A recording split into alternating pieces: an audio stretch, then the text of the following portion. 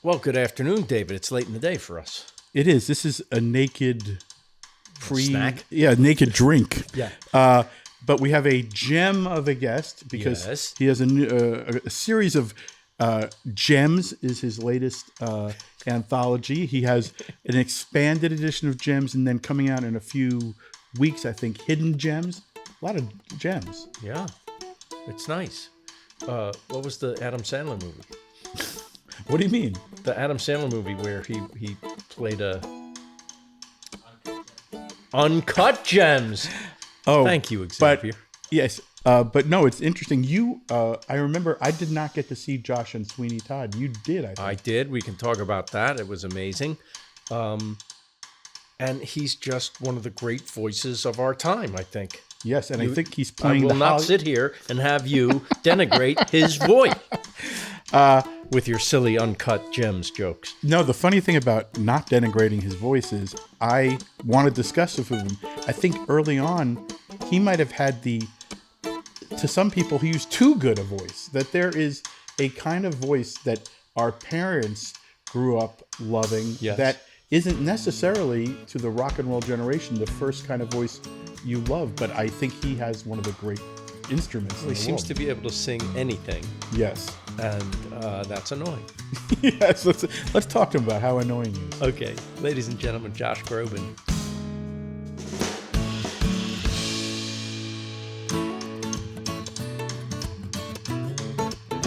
Let's spill the beans, chew the fat, food for thought, jokes on tap. Talking with our mouths full, having fun. A piece of cake and humble pie, serving up a slice of life. Leave the dressing on the side, it's naked lunch. Clothing optional. You obviously have one of the great instruments, your voice, in the world. I will say one of my other favorite singers of all time, and a guy you might have heard of, Sinatra. Oh, yes. I remember one of his last gigs ever. I took my in-laws. I think it was one of the first times I met them. And later that night, and this was down, he was like, the show was down like an hour out of LA. And then about 2 a.m, I got a call from someone on the Sinatra camp saying, he's in Westwood eating and drinking if you want to come out. And he went...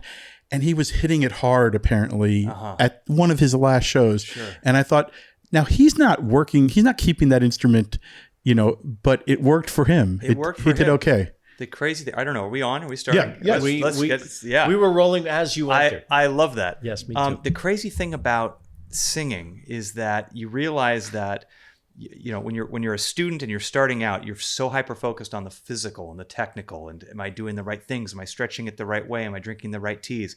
As you get older, you start to realize that there is just as much emotionally and neurologically that it is connected to your instrument. I can't put it away and polish it and put it in a case and then go out and have fun. But sometimes you just need what you need for your brain to say that it's okay to connect with this. And even if it's not the right thing, sometimes it's what you need. Sinatra sometimes needed that Jack and Coke or just Diet Coke. Sometimes even though I know I might burp on stage, my brain is telling me you need a soda. Have a soda, have some sugar, have a burger, have something emotional. It's emotion. It's an and emotional it's all comfort. Connected. And it's all. And then why am I singing better at rehearsal? Because you're happy. Because I ate whatever I wanted. That's right. And I felt great. Yes. And I sang my ass off. And then I went out and I had my tea and my warm water and my lemon. Yes. Why am I so tight? Because I'm tense.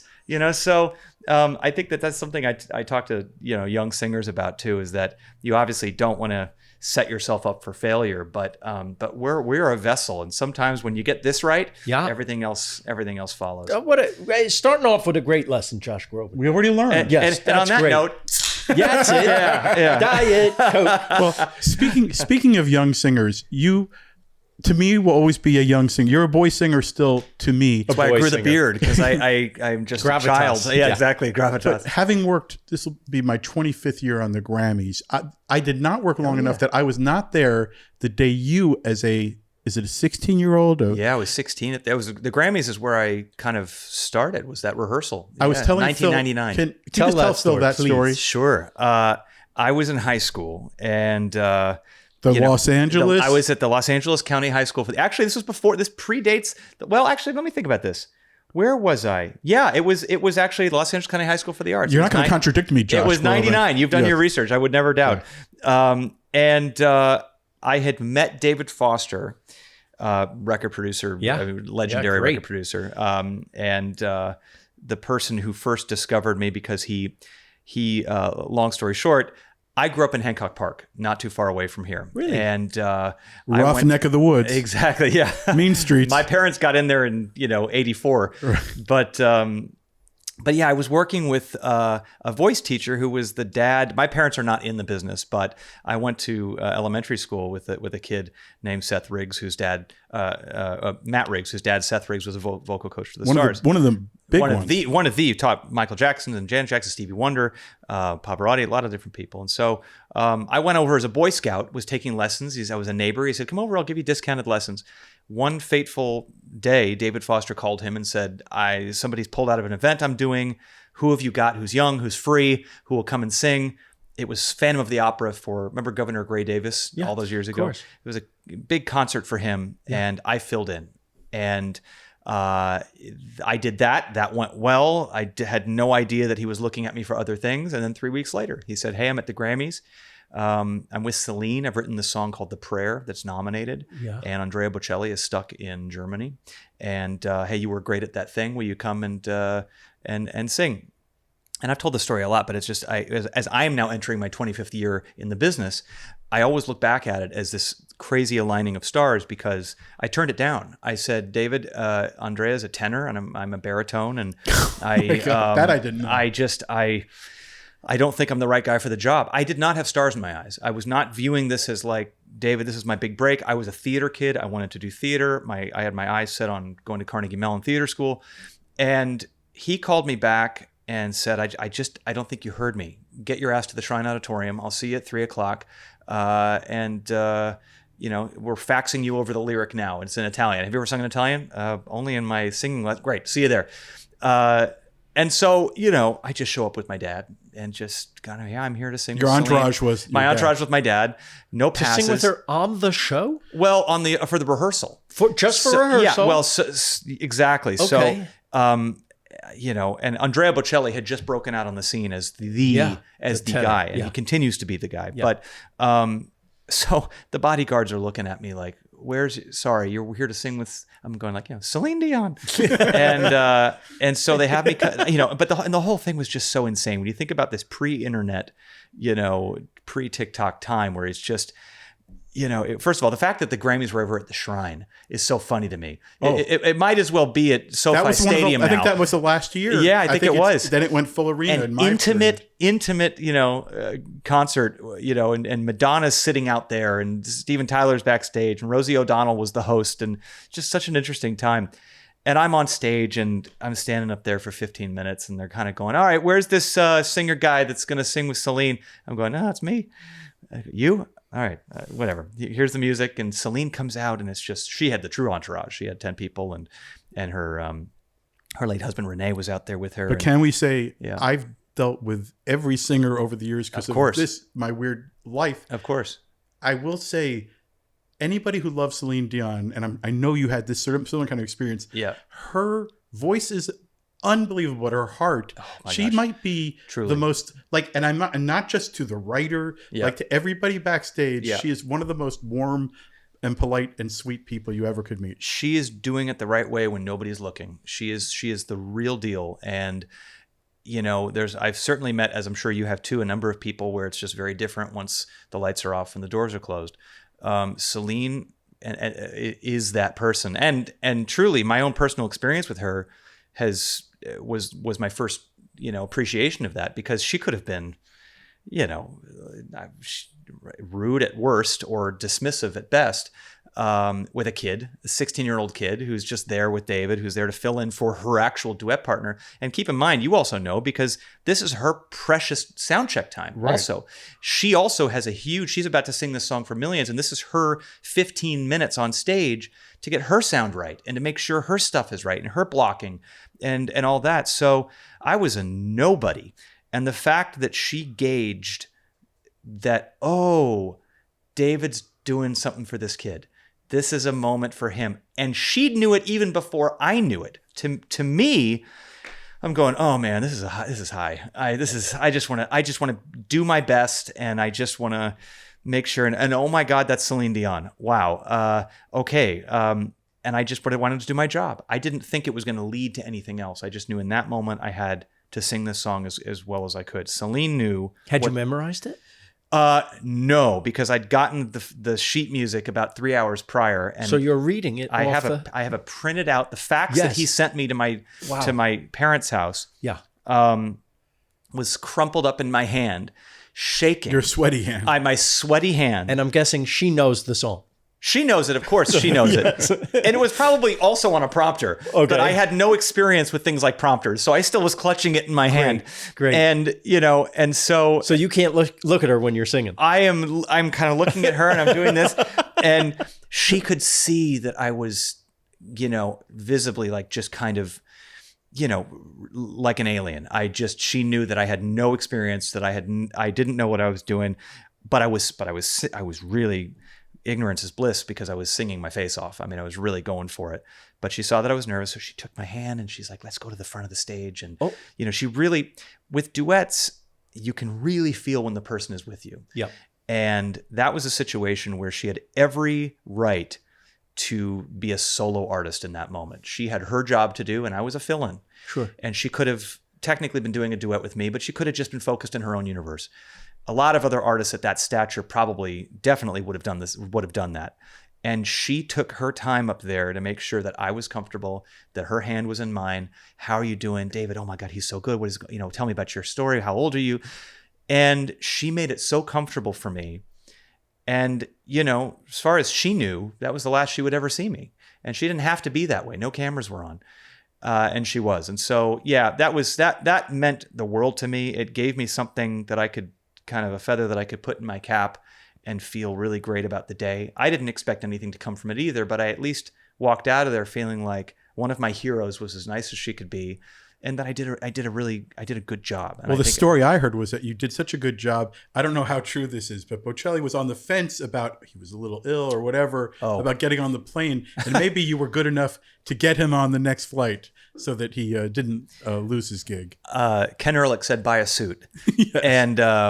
And I said, I'm sorry, Mr. Ehrlich, what do you mean? He goes, we're about 50-50 of Andrea showing up tomorrow. So if you have a suit you might want to get that. And I'm going, I honestly, I was dreading that possibility because I was still super green. I mean, I was fine to get through that rehearsal, but I wasn't ready. I wasn't ready in any way, shape, or form. I wasn't polished. I was coming out of 11th grade. I did not have at that point what it took, I think, to be on a televised broadcast. Luckily, Andrea showed up. I got to meet him. He was very nice, but it was. And then 10 years later, you did return. I think Ken called me. Yeah, and said we're doing a tribute to Luciano Pavarotti, who just passed away.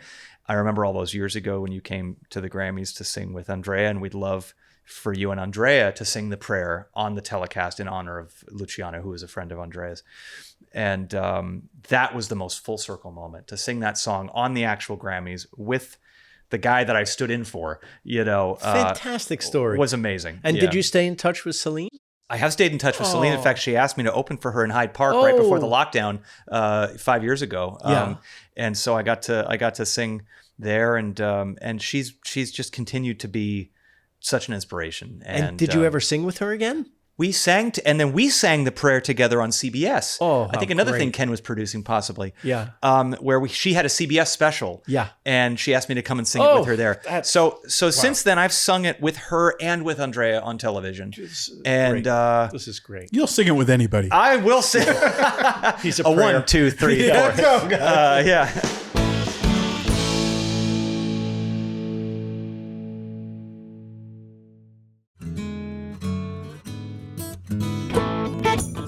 It's so interesting, though, when I think about 11th or 12th grade not feeling ready. Ann Powers was talking, I think, on NPR about how the difference in generations of readiness, and how, having not grown up with a phone in my hand, with social media, with a filter, that there is a whole generation of, when you look at Sabrina Carpenter and Benson Boone and Somber and all these kind of young artists, Leve, who are so savvy. They come out of the gate so polished and ready, and they have, and I'm jealous because I'm learning so many new tricks at 44. And there's a whole generation of artists that grew up from the moment they were children with the idea of what's the angle, what's the content I have to make for TikTok, and 10,000 hours of selfie video. They've done their 10,000 hours of content creation before they got signed to their record deal. Yes. And so there's a generation of artists that are so just ready for this from the moment they go out there. And I needed time, I was not ready. And I think that in hindsight, I'm glad that I took more time. I'm glad that I was unpolished and needed to be a student for a little while. But it was definitely a different time. Phil, actually, you have this compilation, there's so many versions of. This is Josh Groban Gems. There is expanded gems. Soon there will be hidden gems. That's right. And then we're not doing the Taylor Swift vinyl thing, but we're making as many coasters as we can. Exactly. Yeah. And you were talking about uncut gems. Yeah, that'll be all duets with Adam Sandler, comedy songs. But you've duetted with so many fantastic people. I've been so lucky. I went down a rabbit hole of your YouTube videos. Yeah, and a great one that I'd forgotten was your Tony's opening with Sarah. Oh yeah, it was so fun and great. So fun. That was Sarah and I both share. Sarah Bareilles and I both share. Having gone into the music industry around the same time, but also having been enthralled by the theatrical world and by the theater community, and having always had a dream in our heads for me, it was to perform on Broadway. For her, I think it was more to write, but she's also a brilliant performer. Yes. I think you should have been the lead in Waitress. Oh, as the waitress or as the doctor? Either one. Let's not be so biased. By the way, that would be a great pairing on Broadway, you two. Maybe one day. Look, Sarah and I have always said at some point, she and I doing something together on Broadway would be a dream. It's just about finding the right thing. It would be a dream. But yeah, Dr. Perlmutter, I think it is. The name. Right. That's a great role. I would have loved to have done that at some point. But so when we were asked to host the Tonys, we kind of decided very early not to try and be cool with it. There's the edgy pointing people out in the audience and kind of ribbing them and kind of being the too cool. Yep. We just kind of said, let's be the theater nerds we are. The theater nerds we are. And then, by the way, have you ever won anything? No. Have you ever won anything? No. Let's write a song for the losers. Oh, you guys wrote that song? We wrote that. Oh, yeah. That's great. So we decided to write a song about all the people that are not going to hear their names, of which she and I are very, very accustomed to. I have to say, Phil not only got to see you in Sweeney Todd on Broadway, right. I think Phil invested in you on Broadway. That's right. Yes, I did know that. Yes. And I will confess, I wanted to, but during my wife, for her birthday, we went to New York when you were there. Okay. I think I saw Merrily We Roll Along instead. Okay. I hope you'll forgive me. Also a great decision. And I will say, but it made me wonder, Sondheim, I think you actually got to meet Stephen Sondheim. I did. We were talking about how we meet at Bruce Springsteen, but Phil has more of a theatrical love. And, yeah. Oh yeah. But I will say Sondheim is one of my favorite 2 or 3 songwriters of all time. What does he mean to you in your sort of musical education? The music of Stephen Sondheim is what got me interested in music. Full stop. It was the 1981 PBS airing of Sunday in the Park with George with Mandy Patinkin and Bernadette Peters that I saw when I must have been 10. And that's heady for a 10-year-old. I didn't really understand the themes, but I understood that intangible thing that was just that his chords were making me feel all the feelings. And also there were lyrics that I still understood kind of the essence of what the story was. I didn't know anything about that history of visual art. I didn't know anything about George Seurat. And what was so interesting about Sondheim was that he would use these very kind of fringe subjects, a French pointillist painter, a penny dreadful character about a barber, but he would use I always joke that his elevator pitches must have been terrible because the stories he chooses are kind of like, well, good luck with that. Okay. But he uses those fringy themes to write about all of us, all the things that humans do and go through. He finds the connection. He finds the connection. Yeah. And as long as he finds, in the time that I got to know him, we talked pretty extensively about process and about, I asked him, do you ever write just in snacks? Do you ever write just songs? Do you ever, because coming from a pop music world, it's all about what can you get into those 3.5 minutes, and then you move on to the next 3.5 minutes, and hopefully you have an arc across an album. But when you're doing writing sessions, you're generally just writing about what you're feeling that day. Right. And he said, no, if I don't have the entire arc of the story from beginning, middle, end, and everything in between, I'm not going to start on song one. And it doesn't interest me. It doesn't interest me to start unless I know the finish, unless I know the whole story. And how the song is going to propel you through the story. Exactly. And so for whatever reason, thank God he found those stories that inspired him to go sit at the piano, and then he'd write for all of us.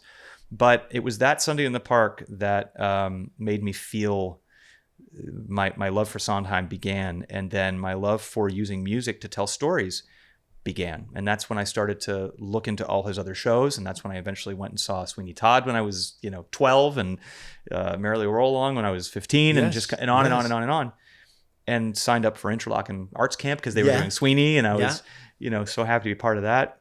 And you did it in camp? I did it at camp, yeah. I didn't play Sweeney. No, I was in the ensemble. You know who played Sweeney Todd was a great composer now named Rob Rokicki. And he's written a bunch of different things, and we've run into each other now on Broadway. But Rob. Was he one of the great 15-year-old Sweeneys? He was a great, we were all, none of us had gravitas. I mean, nobody has gravitas at that age. I certainly didn't. I mean, I was a young 15-year-old trying to be Sweeney. And so, I remember putting on my scariest face, and it was just... You had already done Tevye, I believe. I know. Tevye was a couple of years later at Loxa, but I first was Sweeney at Interlochen. I was in the ensemble. By the way, one of the best ensembles you can be part of. Yeah. Those parts are just remarkable to sing. Yeah. And then the next year I got to be Perchik in Fiddler on the Roof at Interlochen. Great. And then I went to Loxa, my first of 2 years at Loxa, where I got my first lead role. I was Woody Mahoney in Finian's Rainbow. Oh my goodness. And that was my first taste of stardom, was like, my first lead role, They had to sponge a fake beard on me, and it was so much fun. But look at you now. And look at me now. But the full circleness of it has been remarkable. I got a letter to Stage Door when I was doing my first Broadway show, Natasha Pierre and the Great Comet of 1812, which was kind of an obscure, brilliant kind of rock. Did anyone tape that, by the way? No. We had, our producer had an opportunity to tape it, and it didn't happen. That's annoying. Yeah, a little bit. It was like a comet. It was one of those things where for the year that it was on Broadway, it was doing great things for the community and for Broadway. And then it was just kind of, some things got mishandled. And after I left, it kind of fell apart, and it's a much longer story. But Stephen saw it and sent a letter to Stage Door for me, and had heard my version of Finishing the Hat from Sunday in the Park on my PBS special that I'd done. Great. And he wrote me a letter to say, man, I really enjoyed that. You can sure turn a phrase, and thank you for the blush-inducing compliments, because I talked him up before I sang the song. And, that was your intro to him? A lovely letter. So my first intro to him, I was introduced to him by the late, great Barbara Cook. Yeah. Early on. I got to sing Move On with her from Sunday in the Park with George geez. At a birthday concert for her at the Hollywood Bowl early in my career. Fantastic. And I met him briefly. But I was always terrified of him. And I'll tell you why. I haven't told this story much, because I've always kind of just, we eventually became friends. Naked Lunch exclusive. Well, it kind of is a Naked Lunch exclusive a little bit, because Steve and I became friends, and he gave the green light for me to play Sweeney before he passed away, which meant the world to me.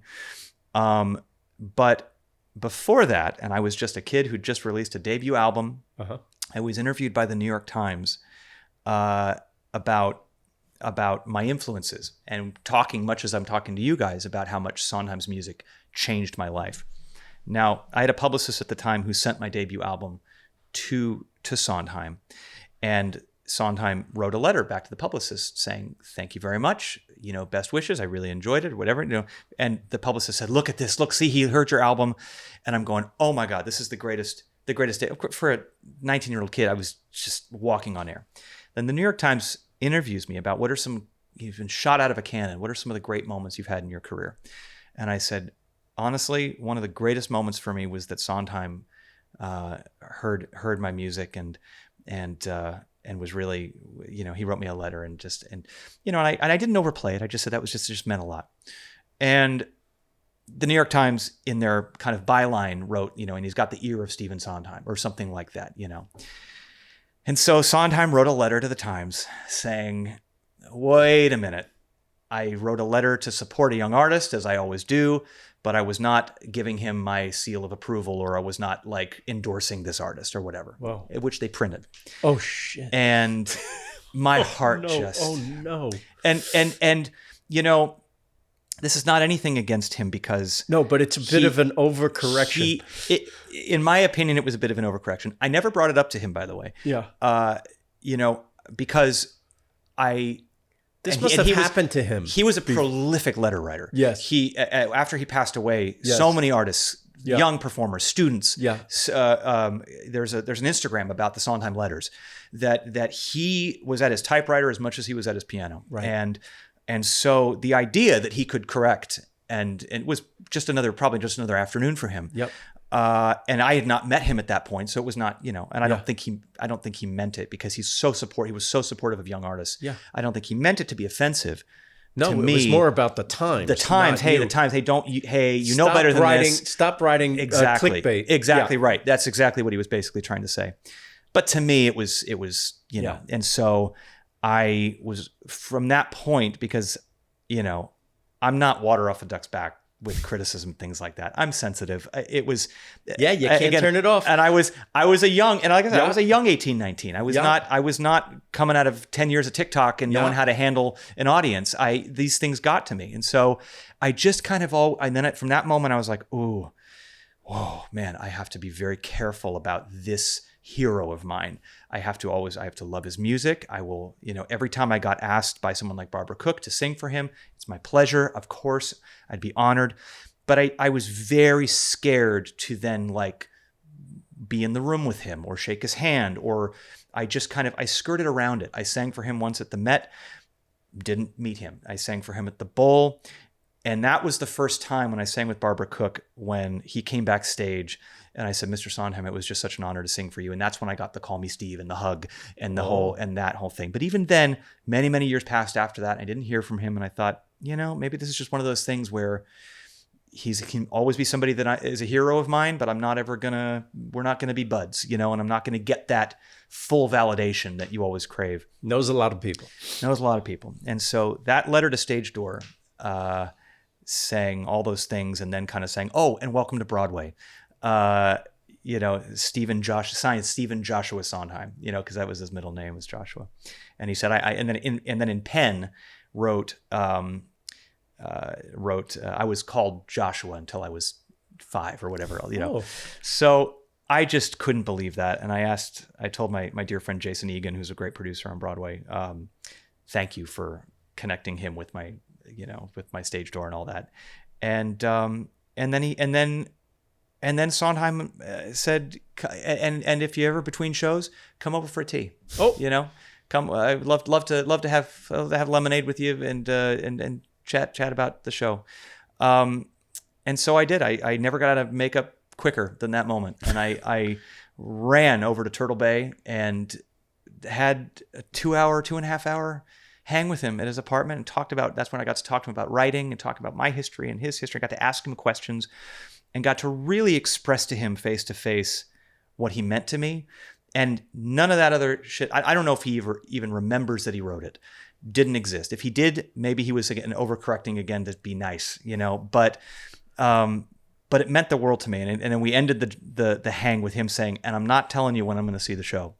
And I said, thank you so much. And then of course at the intermission of Great Comet, one of those nights, all the whole cast text, red alert, the king is in the house, he's in the house, he's aisle 3, right on the side. Well, he writes young people letters because he knows it's going to mean something to him because he got to live that life himself with his neighbor. Exactly right. Oscar Hammerstein. And so education and the support of students, and especially those that have appreciated his work and want to interpret his work, is something that meant the world to him. Having that communication with him and connection with somebody that was the reason for my wanting to spark going out on stage to begin with. It's the luckiest connection I've ever had in my life. Tell us a couple of surprise things that you didn't expect from him. I think I was surprised. One of the things I was surprised to learn was that he really cared and was intimately involved in really anywhere that was doing one of his works.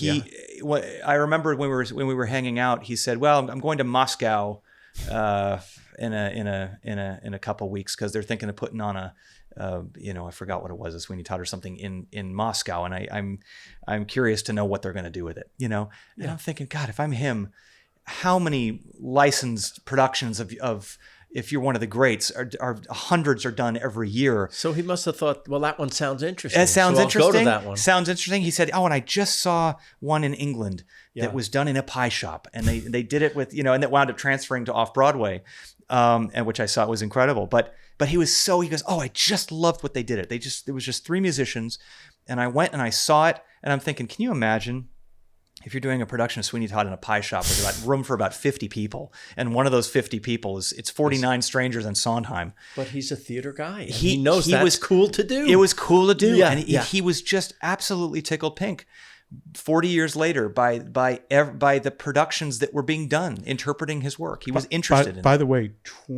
I just as an example, like Celine, of where he could be, he could have great kindness. And absolutely. He did to a friend of mine from college who Phil and I remember, we used to do the upfront. Do you remember? Yeah. We used to do the upfront for CBS. And I would run into this college friend who was wrote in the ad trade of TV. So he was an old college friend. And then I found out he was very ill. And I called him, and he told me a story that his hero was Stephen Sondheim. And he was dying. And I think a relative or someone got a note to Stephen Sondheim saying, listen, the thing he most wants in his life is to have tea with Stephen Sondheim and just talk about, ask his questions. Yeah. Stephen Sondheim found 2 or 3 hours and sat with this guy before he died and gave him a thrill that, I can't believe what a meaningful, beautiful thing that was not publicized or anything. Yeah, right. And I think is Sondheim a chess player? Or was it chess? Love chess. I think he played chess with him and answered his questions and puzzles for hours. And I think what an amazing thing for him to have done. I love that, and I'm sure that there are countless stories. I like got that. one. Yeah, we support the Ardent Theater. My wife's very involved. Oh yeah, right.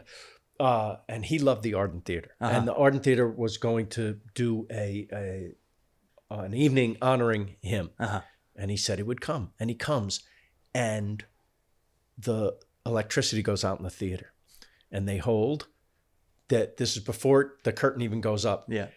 And they go to the shop where they build the sets, and they get sawhorses and wooden planks, and they put on the show in the shop. Oh man. For him. Yeah. But not a pie shop. No, but he loved it. Loved it. I'm sure he was in the backstage shop, and that, of course, that's what theater is. Yeah, absolutely. And he knows it. And it meant even more. And he got up and made a speech at the end. Oh, wonderful. And it was just magical. That is so cool. Sometimes mistakes are the best thing that can absolutely. happen. Right? And I'm grateful that at the end of his life, he really stuck the landing. He had so many works that were revived at that moment. Yes. There were so many on Broadway, off and beyond. Yeah. There was a resurgence of revivals of his work. Yeah. Done in all kinds of interesting ways. And, I think he passed away in Connecticut, at his home in Connecticut, just after a huge dinner party with tons of his friends, knowing that he was so loved and that his work was so cherished. Well, no one comes close. No, really. I just found out that Phil sang my favorite Sondheim song on stage. I can't believe you're saying this. What did you say? He sang "Being Alive" in college. Terrible. It was terrible. I'm so embarrassed that he said Let's this to you. Let's hear Phil singing Come "Being on. Alive." Somebody hold me too close. I can't. I cracked my first note. You can certainly sing that. Josh Groban. It's the Diet Coke. it was. I did the comedy songs in Side by Side pretty well. Yeah. But then they had the idiotic idea to have me. I guess they didn't have anyone else. Yeah. I had to sing that song. We would do a great Pretty Women, I bet. Have you ever done Turpin? Have you ever been a Judge Turpin? Yes, I love it. Oh, good. I love it. I was that a Sondheim pun? Love it. In all the musicals in high school and in college. Yes, but the comic lead, not the. Well, my friend Andy Kindler, the comedian, has this great line. I don't have to sing that well because I'm the neighbor's wife. He wrote those. I mean, he wrote some of the funniest character songs. Oh, the best character songs. The best. mean, your co-star in Sweeney Todd. Oh my God! Anyone who plays that role, has the funniest, greatest, absolutely most charming counterpoint to you, deep dark, 100%, crazy man. And one of the things we knew going into Sweeney was that we knew Sondheim wanted it to be funny as hell. That he really wanted Sweeney to be as funny, if not more so, than it was dark. He always viewed Sweeney Todd as a dark comedy. Absolutely. And, did you ever get to see Angela Lansbury? Were you too young? I was too young, but I watched the. There's a George the one Hearn with George Hearn. And listened to the Len Carey version. Yes. Over and over and Don't over you again. think the albums? Yeah. I mean, you understand music production. Sure. Yeah. For albums. They're perfect works of art unto themselves. They are. The albums. You can close your eyes and you can see it. It's almost better than seeing it. You're right. Because they're fully blown versions. And of course, the orchestration is lusher on the record. Yeah, incredible. And you can hear it intimately. Yes. And, when I was a kid, I thought they were just recording them on stage doing the shows. I wasn't thinking to myself, but I'm listening to the, those recordings that they're on a mic and they're acting on mic. It's spectacular. I'm imagining the fog and the lights and they put in just enough dialogue. And I'm thinking just enough dialogue to keep the story going. And I'm thinking, they must have muted out the audience because I'm sure there was applause at the end, but they must have muted that out. But that's what makes them so repeat listenable too. We felt that responsibility making this Sweeney Todd soundtrack because it was the first time since 1980 that Broadway had done it with the full Jonathan Tunick orchestration. We couldn't believe it either that it had only been done deconstructed since that Angela Lansbury version where they all play an instrument on stage, and that was great. All of them were wonderful, but it hadn't been done with the grandiose orchestration since 1979, since 1980. So we felt and Alex Lacamoire, who's brilliant, we felt like a real responsibility to that thing that you're talking about, which is that to the new musical theater students, we wanted to be a Sweeney Todd album that they could close their eyes and listen to. The way that I did for that early. Did anyone tell you that you guys were in a perfect size theater for the show, whereas the original, which I saw, was not? Where was the original? Was at the Gershwin. At the Gershwin, which was a giant barn of a theater. Well, the Lunt is always considered a kind of a barn. It's a big theater, but it's not as big as that. Yeah, and so the pie shop, barbershop thing was dwarfed by the stage. Right. And so in that instant, I can honestly say, as great as her performance was, Angela Lansbury, in that original, the record is better. It got lost in the venue. Yes. We were originally going to be at the St. James, and then that got pulled from us for what was the one? Was it New York went in there. And so when we got the Lunt, we were, of course, a beautiful theater, but it had also always kind of been a daunting sized theater for us. It was a little bit bigger than we were hoping to have, but it wound up working beautifully for the grandness of what we did up there and Mimi Lynn's set and everything. It just kind of, it was great. It's a beautiful theater. Interesting murals on the walls. Yes. We can move off of, get back to your gens, but one more Sondheim question. It sure is fun to talk about. It sure is. Yeah. I always think of the great singers like Ella Fitzgerald, who did tour, maybe in my head, in late middle age, she did these records of dedicated to a certain songwriter going through. And I wonder, would you ever do a Sondheim, a series of songs that, once you're not, by the way, I think the greatest sort of pop songs, the 2 new songs on Gems are just great. Thanks so much, David. Appreciate that. But when you're no longer can fool anyone, when you're 60, would you ever are there songwriters you would like to go and do an album of their songs in that tradition? Oh, I could make 10 of those. I would love to. Sondheim, of course, being at the top of the list of just wanting to focus on interpreting his work on an album is something that I'd love to do. I made a musical theater album, which was the thing that wound up being the domino effect to actually going and doing Broadway after that. But that's where I started to record Sondheim's music. I think there were 2 songs on there represented, but yeah, no, I would absolutely love to. Any other songwriters who you would dream of getting to do that with? Oh goodness. I would love to do a Bernstein album. I would love to do a Rodgers and Hart album, Jerome Kern. Did you ever see Bernstein conducts West Side Story, that PBS special? Isn't it incredible? Incredible. Yeah, it was. And there's another one. I don't know if it's a different one with Jose Carreras and Kiri Takanawa. Have you seen that documentary? That's the one I'm talking about. Oh yeah, Carreras. I'll never stop saying Carreras, throwing his baton down. And the poor guy. I mean, English is a second language. I know. And he stumbled on the words. Yeah, I know. But his voice was perfect. There's nothing like that in opera. There's so hard. Bernstein. Excuse me, I said Bernstein. It's just some of the most remarkable melodies of all time are Bernstein's. It's just then Sondheim lyrics and many of them Sondheim lyrics. Yeah, exactly. So yeah, it would be. It would be a thrill to, and also so many of the great arrangers from back then too. Working with Tunick's original stuff on when I did the Sunday in the Park with George song, I worked with him on that was incredible. But then I go back and I listen to I've been listening to a lot of Mel Torme, and I've been listening to a lot of his recordings too, and his Legrand stuff, and Windmills of My Mind, that kind of stuff, and so many of those style songs I think would be a lot of fun to sing as well. Yeah. He did a pretty good Christmas tune, I remember. And you, yes, I did. Another favorite of mine. You had one of the biggest Christmas records of all time, which that is my favorite we Christmas as song. Jews call Noel, but it was Noel, I believe. That's right. Yeah, that's right. Yeah. Well, I mean, my father's side of the family is Jewish, so it's I go half and half on it. But that was a fun experience, and I just tried to sing a lot of songs that I grew up with, and but that one of his is my favorite of all the Christmas songs. Yeah. The Christmas song. Yeah. Great.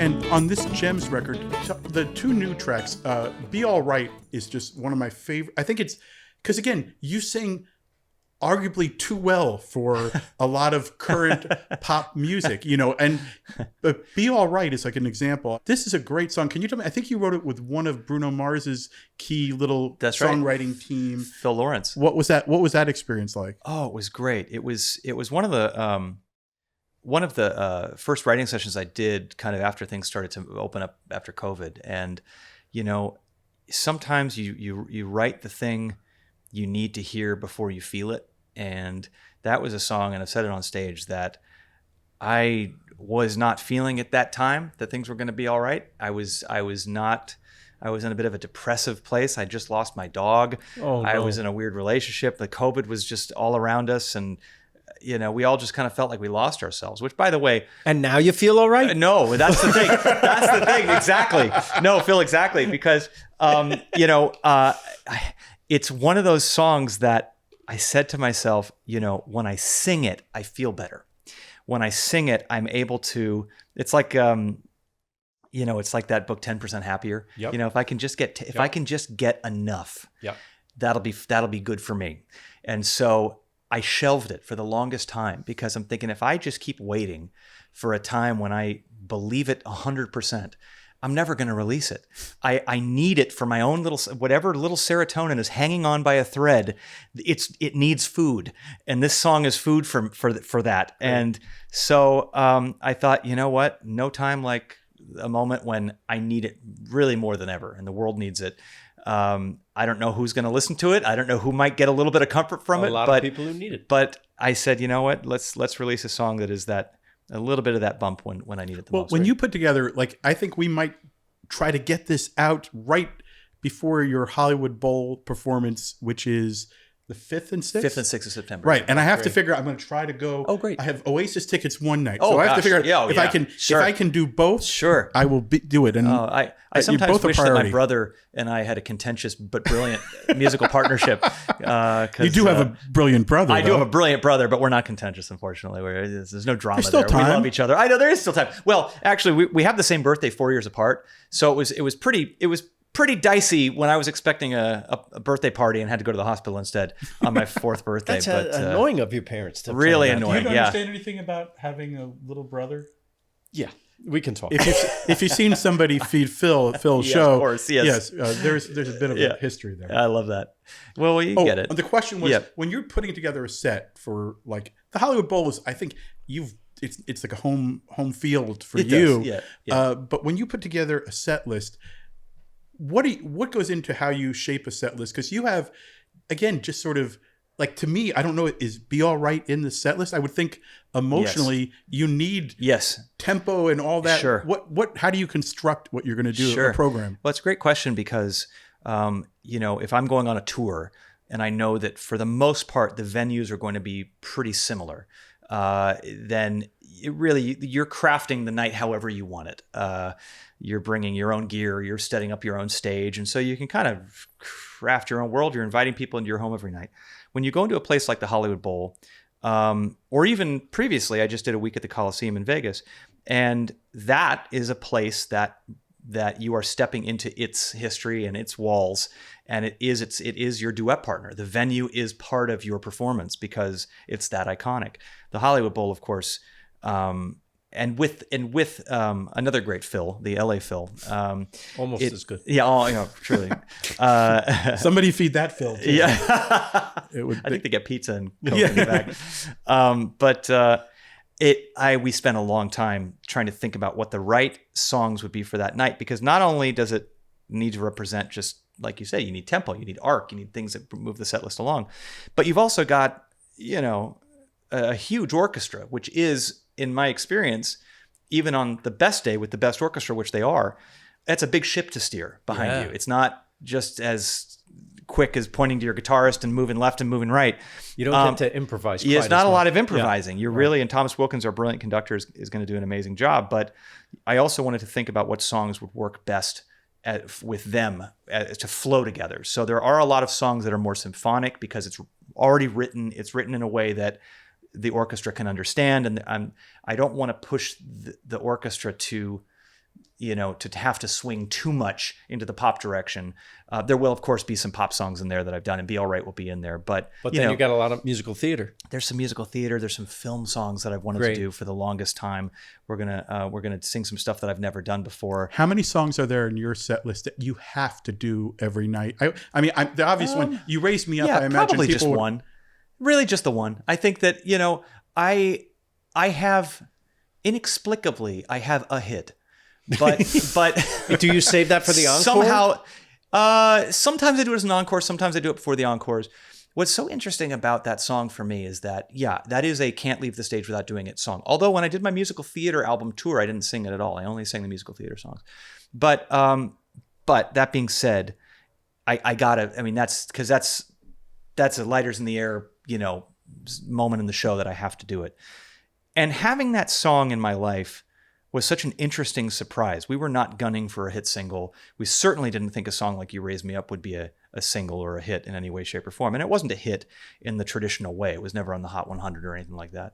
But it was everywhere. It was one of those things that became ubiquitous. But luckily, the thing that kept me from being kind of a one-hit wonder with it is that my fans from the very beginning were like, this is great. We love this song. But they were always full album fans. That my fans were always in it for their requests are never that song.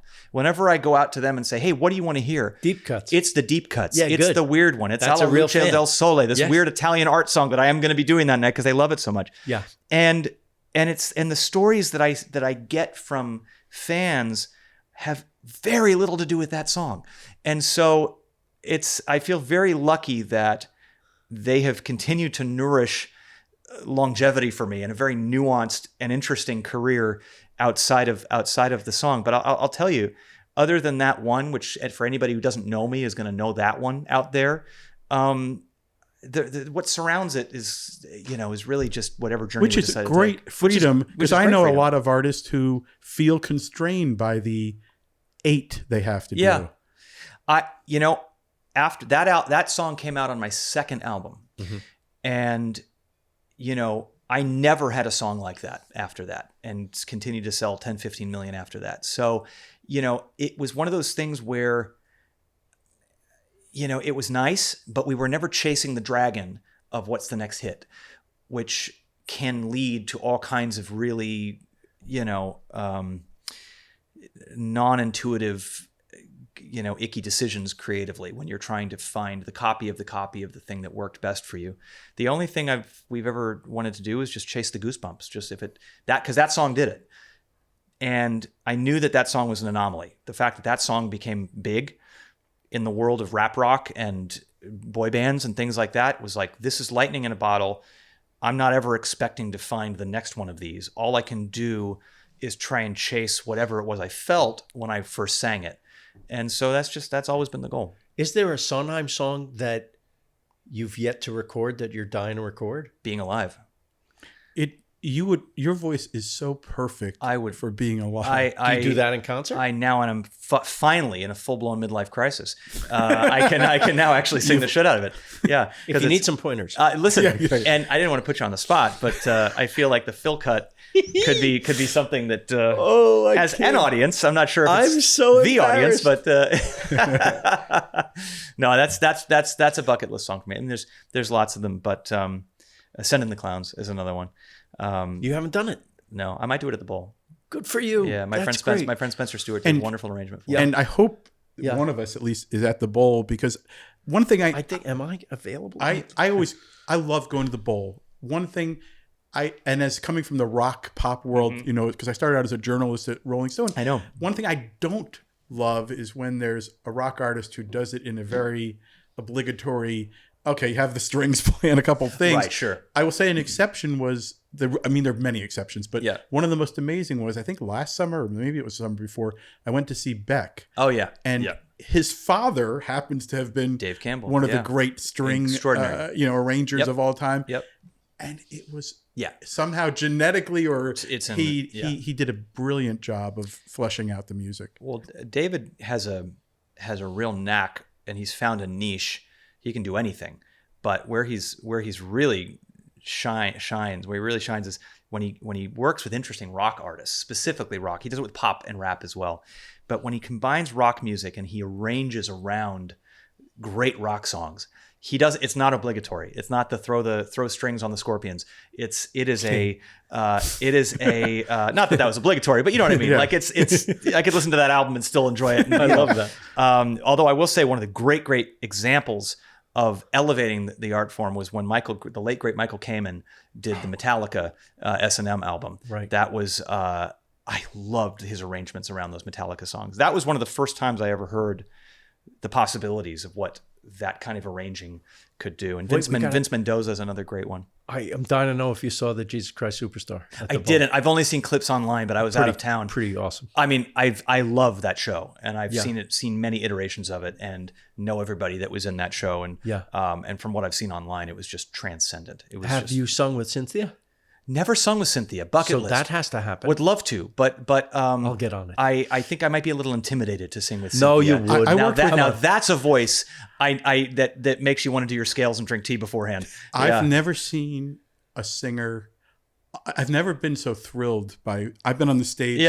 Once for the Grammys and once for a PBS Grammy thing where she had to sing Where's the Love to honor right, and it was with Leslie Odom, who you went to school with, is that right? Yes. Who was amazing, and they did. Yes. And I said, not only have you honored them, Yeah. I think this is rivaling it in genius, and you can't touch it. She's just unbelievable. Her voice is just touched. It's truly touched, and it's one of the greatest instruments I've ever heard live. Truly.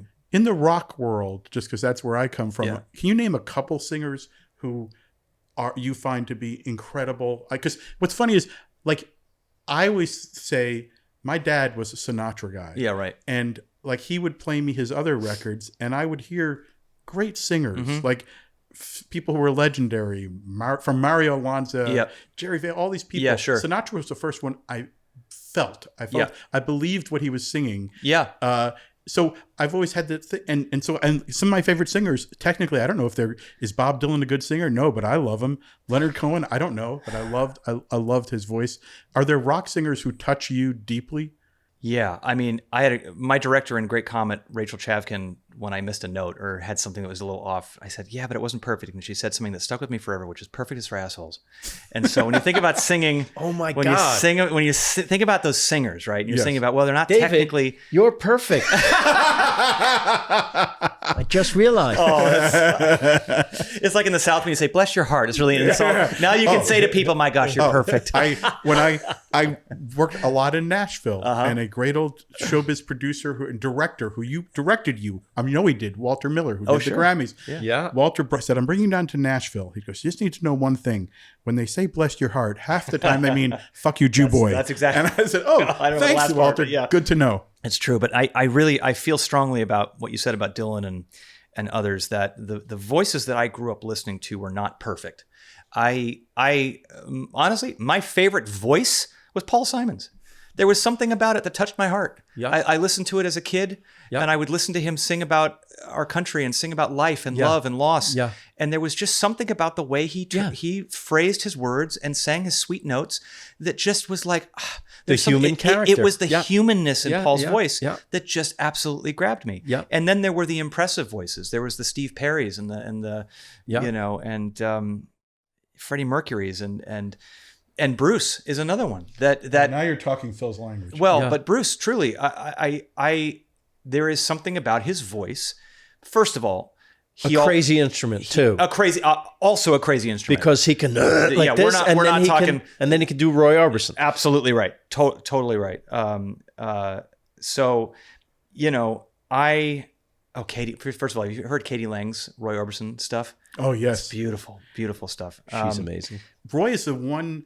Like rock pop star who I hear a little of vocal similarity. In fact, when he passed Bob Dylan, I was, Rolling Stone, we got a quote. And I think Bob Dylan's quote was, he was an opera singer. Yeah. And I think he was. He absolutely was. And there was an era, and I've talked to wonderful producer David Cobb about this all the time. Great. Oh, love David Cobb. He's just such a savant and such a great friend. He's always just a great hang and a great conversation. And he and I both love kind of the singers from that era and the operatic nature. The thing that he and I clicked on was how much we love that singing and that style and that open-throated, almost operatic singing of that pop era, in the 1950s and 60s, and then we started getting into listening to all the orchestral arrangements of Serge Gainsbourg and things like that, and just how wacky, and Scott Walker and people like that. Do you know Scott Walker stuff? I don't. Oh, I'm going to introduce you. He's another voice that he started really as a pop star with the Walker that's brothers, true. And they were Americans who went to England. Yeah, but then he started making these sort of Jacques Brel records. Oh yeah, totally. And then he got weirder from there. He did. Bowie introduced me to his music, and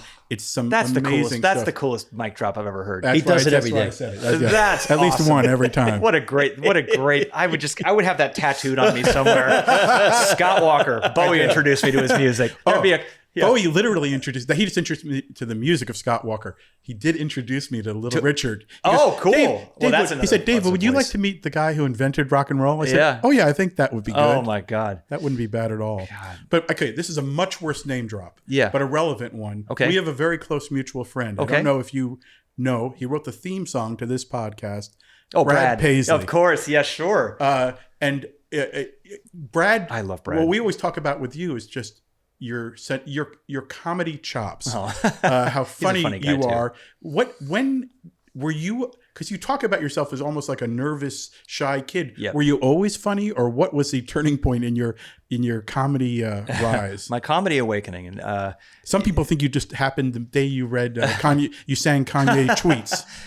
Conway, did I say Conway? Kanye. Kimmel, who you've also had Kimmel on the show. He's such a lovely guy, and the best. And that was a funny awakening for me. here because I didn't even know that I could use my voice in a comedy way. When I started, there was a real control over like the brand, because social media wasn't there. Now, if you can't do all of it, then you're at a disadvantage. But back when I started, you had to really hang on tightly to an image, a brand. They're like, you got to be the guy on the billboard on Sunset, And so I always had this weird, I never felt like half my brain was really the very serious and very focused on my singing and music. And the other half of my brain was truly just wackadoodle. And it was an improv class in my junior high. I was in a black box theater and got to play improv games and got to make people laugh when I did that. And that was the thing that made me feel confident for the first time when I was being bullied relentlessly for shyness and for social awkwardness and for, I had ADD and didn't know it and my grades were not great. And I was really lost inside myself. And when I made someone laugh for the first time in a comedy environment where, okay, we're pulling things out of a hat and we're going to play these comic games. And when you feel that, and then when you make the bully laugh, and then, people want to kind of be around you and you realize it's a pretty good shield when you're young. We're part of the same cliche. But it's true. And honestly, coming up in the music business, I didn't always feel accepted from moment one. I was selling a shit ton of records, but I wasn't getting great reviews. I wasn't necessarily being written about. I wasn't, I started at the Grammys, but didn't get nominated for a long time. And so I kind of felt like an outsider for a large part of the first 5-8 years of my career. And the thing that kept me sane through all of that, feeling very successful but very lonely, was humor, was getting weird and using comedy and trying to get people to kind of know more who I am, not just what I'm singing, through humor. And Kimmel, of course, did me a great service by saying, hey, we've got this crazy idea. We're just going to put these in front of you, sing these. And that was the first time I realized that I could actually blend what I do musically with something comedic, and that could work. It was always taught to me, no. You keep By the precious. way, you say you raised me up. Yeah. That, I think the Kanye tweets is another one of your greatest hits. That's true. I do get requests all the time to sing, I need a marble conference table or French fries with the devil. And again, that was back when we could all laugh with Kanye and it was all okay, but it's fun. I enjoy it. Well, Josh, your people are literally have a hook and they're pulling me off the stage because you have to go. I do. Yeah, I was just wanting to call attention to the time in case. Oh, sure. I could do this all day, you guys. That's why we love Josh. 5 more minutes or no? Yeah. No. No. If you're because I did want to talk about your foundation. I have a video game paused. That's what I'm late for. Yeah, you're fine. I want to ask about you talk about the kid you were, and you and Phil, and I haven't donated as much, I'm sure, but the cause of music and arts education. Can you just talk a little bit about, because I think your fans helped lead the way, and I think you have an event coming up in October. I do. Thank you so much for asking about that, because when I mentioned that little black box theater and that theater teacher who let me open it up during the free period and let me have it, the choir teacher who pulled me out of the back of the choir, gave me my first solo, and that solo was on par with making someone laugh. All of a sudden, somebody said, hey, that was pretty good. Having access to teachers and to an environment where I could express myself artistically saved me from turning inside myself for my entire adulthood. And so 2007, Greek theater, some fans brought a jumbo check up to the front of the stage. 9 times out of 10, I would be kind of going, oh God, what's this thing? They said, hey, we've raised a lot of money. We want you to start a foundation one day. And this is our first donation whenever you do it. Isn't that beautiful? Without asking. That was without great. Asking. Right. These are the same fans who didn't need me to make a second hit. These fans are lifers and they are awesome. And, and so I held on to it. We had an umbrella organization where we gave to a lot of different places. If fans wanted to donate, we had something called the Josh Groban Foundation where we could give to medical research and homelessness and things like that. But at some point, and I think that the turning point for me was when I was asked by Americans for the Arts, which is a wonderful organization, to go testify to Congress about the importance of arts. Yep. And I got to do that with Linda Ronstadt and Wynton Marsalis. Awesome. That's not bad company. That's truly the most intimidating. I mean, their speeches and Wynton's Nancy Hanks lecture was just beyond. And by the way, Linda Ronstadt, an example of a pop rock star, truly one of the great voices. Absolutely, I would put her at the top of my list of rock stars and pop stars whose voices can sing anything. Oh my God! And her duet, of course, with Paul was incredible. But I realized as I was talking to a lot of stone-faced congressmen and women who were there to just rubber stamp whatever it was. This was just another day on their calendar. Truly an intimidating environment to testify to Congress or to talk in that room. That was not the side of my brain that works the best is not that side. but talking about the arts and talking about what it meant to me, I realized this is something that is deeply personal. And I'll always give to the other organizations, but as a foundation, we wanted to make sure it was for the same, kids that could benefit from what I benefited from. So Find Your Light is all about making sure that we give grants to the programs around the country that need them most. And we have a gala on October 8th at Jazz at Lincoln Center. Speaking of back with Wynton, he's given us the Jazz at Lincoln Center Theater to do that at. I always say these politicians who think the arts are disposable, they don't realize it's the answer. It's the answer not only to remind us who we are in our humanity. I say it on stage, but it shines a light on the beauty of our similarities, but more importantly on the beauty of our differences. That's right. And also, and if for those that are up there just thinking about the math, the arts are big business. It's not just the theaters and the actors and the crew. It's the surrounding restaurants and all of the businesses around it. It also activates the brain to solve all your other problems. And the super fun thing about being in arts philanthropy is that the scientists, the neuroscientists are now coming up with all kinds of concrete evidence that art and the brain is important. And by the way, because I wrote these White House specials for the Clinton administration, and I remember this information is not new. We should be acting on this, and it comes up on this podcast a lot lately. We had Regina Spektor. I don't know if you know. Sure. We had her on a few weeks ago. And I just thinking like a kid who came here from Russia, like one music teacher offering free lessons is the reason that there's this great artist in the world. And she said, like, if you can't travel the world, if you can't go anywhere, if you can teach a kid to love looking at paintings, they can go to a museum and have a great day. They can, if you can teach someone an instrument, they can have joy for a day in their room. And that joy is important too for anybody that just says, well, it's just a feel good. There's nothing wrong with that either, by the way. We need as much feel good as we can get, joy, that serotonin hanging on for dear life. That's be all right for me. If that does that for a student one day and lets them go home with a smile on their face, that can be life-saving. And we also say that if we find the next Regina Spektor, that's a bonus. But my favorite things are when somebody comes up to me on the train or wherever else and says, "Hey, I'm a cardiac anesthesiologist," or whatever, I'm a lawyer. Yeah. And my arts teacher made me feel the best I've ever felt, and that's why I am who I am today. We're trying to enrich confidence building and people building with the arts, not just talent searching. So yeah, it's the greatest joy and privilege that I have now to be able to do this, and we're going to do a really fun concert and raise a lot of money. Great. I just love meeting you. It's Same such here. An honor. I love what you do, both of you, and Thanks. I love the podcast, and it's just such an honor to chat with you both. And I love this lunchbox too. I don't know if you sell the merch, but and if you ever want to come back and if you ever want to come back and review Brad Paisley's theme song, oh yes, please, or out sing him on it, you're more than welcome. If you ever need a new one, I'm great at interpreting. I haven't yet recorded the Paisley album, but but there's a composer that I would love to get my teeth into. Before we go, that's my daughter-in-law. Yes, hi, Delaney Harder Rosenthal. She's a great violinist. She's played with The Who and Adele. Amazing. Do you have a question for Josh? Oh my goodness. You can think about it for a second. Who's your favorite instrumentalist? Oh, who's your favorite instrumentalist that I've collaborated with?